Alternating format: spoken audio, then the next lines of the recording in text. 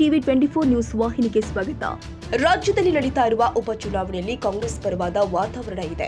ಇಂದು ಚುನಾವಣೆ ನಡೀತಾ ಇದೆ. ನಮ್ಮ ಅಭ್ಯರ್ಥಿಗಳು ಗೆಲುವು ಸಾಧಿಸುತ್ತಾರೆ ಎನ್ನುವ ವಿಶ್ವಾಸ ಇದೆ ಎಂದು ಜಿಲ್ಲಾ ಉಸ್ತುವಾರಿ ಸಚಿವ ಸತೀಶ್ ಜಾರಕಿಹೊಳಿ ಹೇಳಿದ್ದಾರೆ. ಬುಧವಾರ ಬೆಳಗಾವಿಯಲ್ಲಿ ಮಾತನಾಡಿ, ಶಿಗ್ಗಾವಿ ಮತಕ್ಷೇತ್ರದಲ್ಲಿ 105 ಹಳ್ಳಿಯಲ್ಲಿ ಪ್ರಚಾರ ಮಾಡಿದ್ದೀವಿ. ಕಾಂಗ್ರೆಸ್ ಅಭ್ಯರ್ಥಿ ಸಾಧಿಸುವ ವಿಶ್ವಾಸ ಇದೆ ಎಂದಿದ್ದಾರೆ.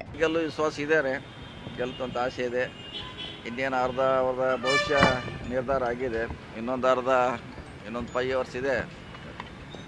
ಸಕ್ಕಾದ್ ನೋಡೋಣ.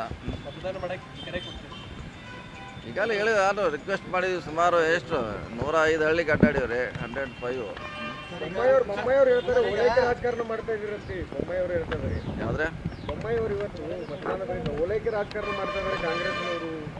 ನಾವು ಎಲ್ಲರನ್ನೂ ಸಮಾನ ದೃಷ್ಟಿಯಿಂದ ನೋಡ್ತೀವಿ. ಯಾರನ್ನು ಓಲೈಕೆ ಒಬ್ರಿಗೆ ಹೆಚ್ಚು ಕಡಿಮೆ ಅಲ್ಲ. ನಮ್ಮಲ್ಲಿ ಎಲ್ಲ ಸಮಾನ. ಬಸವಣ್ಣವರ ಸಿದ್ಧಾಂತ ನಮ್ಮಲ್ಲಿ ಸಮಾನ ಅವಕಾಶ, ಸಮಾನ ಮನಸ್ಕರ ಅಷ್ಟೇ.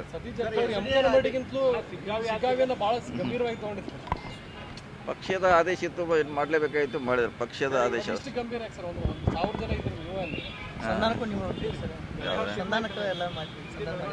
ಮಾಡಿದ್ವಿ. ಎಲ್ಲ ಎಲ್ಲಿ ನಮ್ಮವ್ರು ಇದ್ದಾರೆ, ಎಲ್ಲ ಟೀಮ್ ಇದೆ. ಪಕ್ಷ